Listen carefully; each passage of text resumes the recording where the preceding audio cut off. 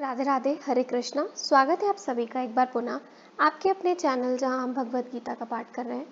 तो चलिए शुरू करते हैं आज का श्लोक। आवृतम ज्ञानमेतेन ज्ञानिनो नित्य वैरिणा कामरूपेण कौन्तेय दुष्पुरेण आनलेन च। व्याख्या।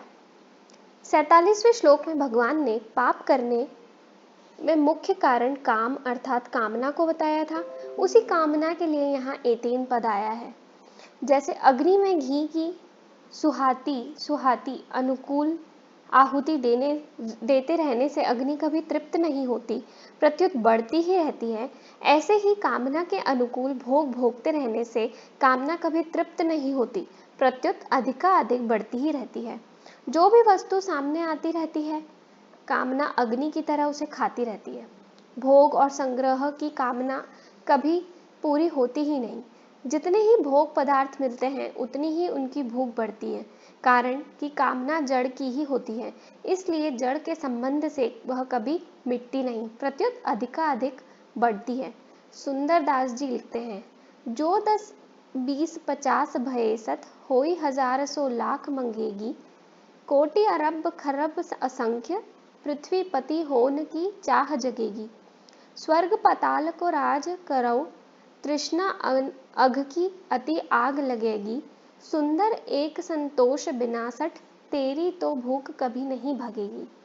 जैसे 100 रुपये मिलने पर 1000 रुपयों की भूख पैदा होती है, तो इससे सिद्ध हुआ कि 900 रुपयों का घाटा हुआ। 1000 रुपये मिलने पर फिर सीधे 10,000 रुपयों की भूख पैदा हो जाती, तो यह 9,000 रुपयों का घाटा हुआ। 10 मिलने पर फिर सीधे 1 लाख रुपए की भूख पैदा हो जाती, तो यह 90,000 रुपये का घाटा हुआ। लाख रुपए मिलने पर फिर 10 लाख रुपयों के से संतोष नहीं होता, प्रत्युत सीधे करोड़ रुपयों की भूख पैदा हो जाती है। तो सिद्ध हुआ कि 99 लाख रुपयों का घाटा हुआ। इस प्रकार वहम तो यह होता है कि लाभ बढ़ गया, पर वास्तव में घाटा ही बढ़ा है। जितना धन मिलता है उतनी ही दरिद्रता, धन की भूख बढ़ती है।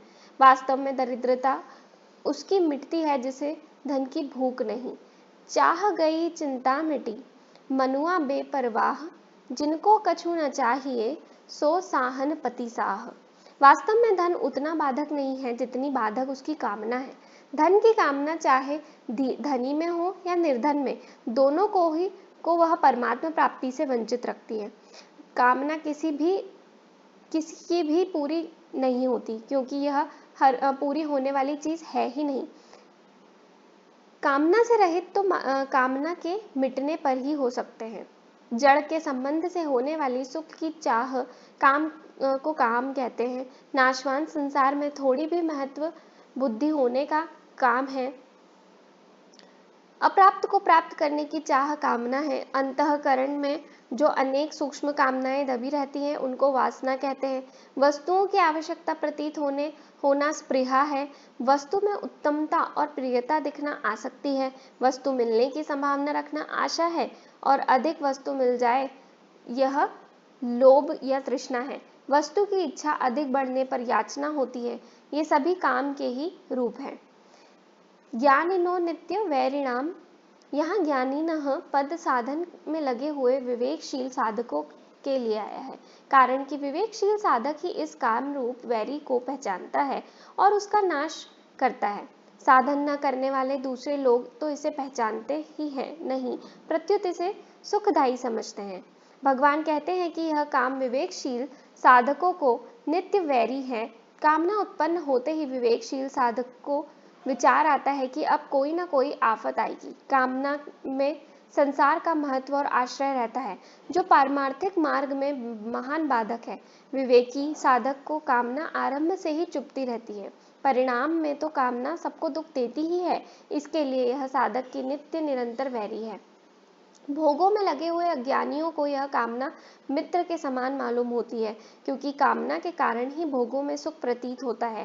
कामना न हो तो भोग्य पदार्थ सुख नहीं दे सकते, परंतु परिणाम में उन्हें दुख, संताप, कैद, नरक आदि प्राप्त होते ही हैं। इसलिए वास्तव में यह कामना अज्ञानियों की भी नित्य वैरी है, परंतु अज्ञानियों को जागृति नहीं रहती, तब जबकि विवेकशील साधकों को जागृति रहती है। विवेक प्राणी मात्र में है। पशु पक्षी आदि मनुष्येतर योनियों में यह विवेक विकसित नहीं होता और केवल जीवन निर्वाह तक सीमित रहता है, परंतु मनुष्य में यदि कामना न हो तो वह विवेक विकसित हो सकता है, क्योंकि कामना के कारण ही मनुष्य का विवेक ढका रहता है। विवेक ढका रहने से मनुष्य अपने लक्ष्य परमात्मा प्राप्ति की ओर बढ़ नहीं सकता, क्योंकि कामना उसे चिन्मय तत्व की ओर नहीं ले जाने देती, प्रत्युत जड़ तत्व में ही लगाए रहती है। अपने प्रति कोई अप्रिय और असत्य बोले तो वह बुरा लगता है, और प्रिय और सत्य बोले तो अच्छा लगता है। इसका अर्थ यह हुआ कि अच्छे बुरे, सद्गुण दुर्गुण, कर्तव्य अकर्तव्य आदि का ज्ञान अर्थात विवेक सभी मनुष्यों में रहता है, परंतु ऐसा होने पर भी वह अप्रिय और असत्य बोलता है, अपने कर्तव्य का पालन नहीं करता। तो इसका कारण यही है कि कामना ने उसके विवेक ढक दिया है। कामना के कारण ही त्याग में सुख है, यह ज्ञान काम नहीं करता। मनुष्य को प्रतीत होता है कि अनुकूल भोग पदार्थ के मिलने से सुख होता है, पर वास्तव में सुख उसके त्याग से होता है। यह सभी का अनुभव है कि जागृत और स्वप्न भोग पदार्थों से संबंध रहने पर सुख और दुख दोनों होते हैं, पर सुषुप्ति गाढ़ निद्रा में भोग पदार्थ की किंचित भी स्मृति न रहने पर सुख ही होता है, दुख नहीं। इसलिए गाढ़ निद्रा से जागने पर वह कहता है कि मैं बड़े सुख से सोया। इसके सिवाय जागृत और स्वप्न से थकावट आती है, जबकि सुषुप्ति से थकावट दूर होती है और ताजगी आती है। इससे सिद्ध होता है कि भोग पदार्थों में के त्याग में ही सुख है। धन की कामना होते ही धन मन के द्वारा पकड़ा जाता है। जब बाहर से धन प्राप्त हो जाता है, तब मन से पकड़े हुए धन का त्याग हो जाता है और सुख की प्रतीति होती है। अतः वास्तव में सुख की प्रतीति बाहर से धन मिलने पर नहीं हुई, प्रत्युत मन से पकड़े हुए धन के त्याग से हुई। यदि धन के मिलने से ही सुख होता तो उस धन के लिए रहते हुए कभी दुख नहीं होता, परंतु उस धन के रहते हुए भी दुख आ जाता है। जब मनुष्य किसी वस्तु की कामना करता है तब वह पराधीन हो जाता है। जैसे उसके मन में घड़ी की कामना पैदा हुई, कामना पैदा होते ही उसको घड़ी के अभाव का दुख होने लगता है, तो यह घड़ी की पराधीनता है।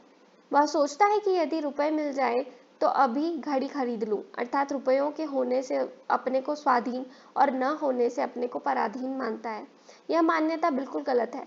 वास्तव में रुपए मिलने पर घड़ी की पराधीनता तो नहीं रही, पर रुपयों की पराधीनता तो हो ही गई, क्योंकि रुपए भी पर है, स्व नहीं।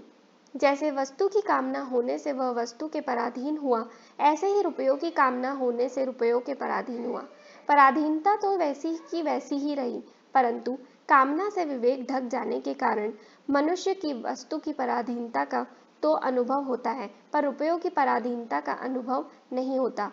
प्रत्युत रुपयों के कारण वह स्वाधीनता का अनुभव करता है, जो पराधीनता स्वाधीनता के रूप में दिखाई देती है।